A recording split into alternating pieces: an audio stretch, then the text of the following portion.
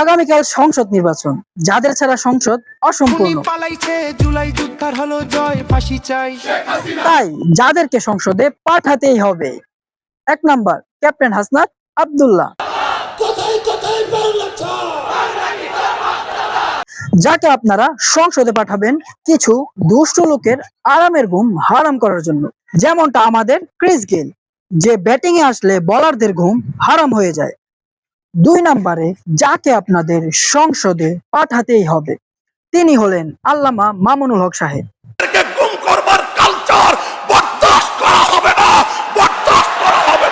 তাকে আপনারা সংসদে পাঠাবেন তার বজ্রকণ্ঠে অগ্নিজরা বক্তব্যে সংসদের মসনদগুলো থরথর করে কাঁপাতে হবে। শুধু মসনদ নয়, যার বক্তব্য একদম ঢাকা থেকে দিল্লি পর্যন্ত পৌঁছে যায়। এই দুজনকে সংসদে পাঠানোর পর সাব্বাস, এই নিন পানি খান, তারপর বোতলের নিতম্বে এভাবে লাথি মারুন। এবার আপনাদের কাজ হলো সংসদে একটি বাঘের বাচ্চা পাঠানো। জি, বলতেছিলাম নাসির উদ্দিন পাটোয়ারির কথা। বাংলাদেশের সবচেয়ে বড় আলেম আল্লামা মির্জা আব্বাস। এই বান্দারে নিয়া ভাই কিছুই বলার নেই। ভালো হয় যদি নানা নাতিনের একসাথে সংসদে পাঠানো যায়।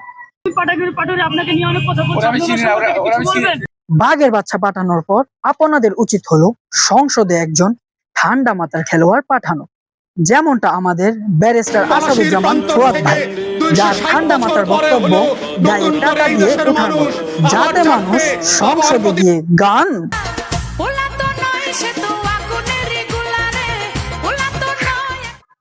সর্বশেষ হাদি ভাইয়ের কণ্ঠে বলতে চাই, জুলাইয়ের যত মানুষ সংসদে পাঠাতে পারবেন ততই মঙ্গল। আর হ্যাঁ, গণভোটে হ্যাসেল দিন। খুনি পালাইছে, জুলাই যুদ্ধার হলো জয়, ফাঁসি চাই, ফাঁসি চাই।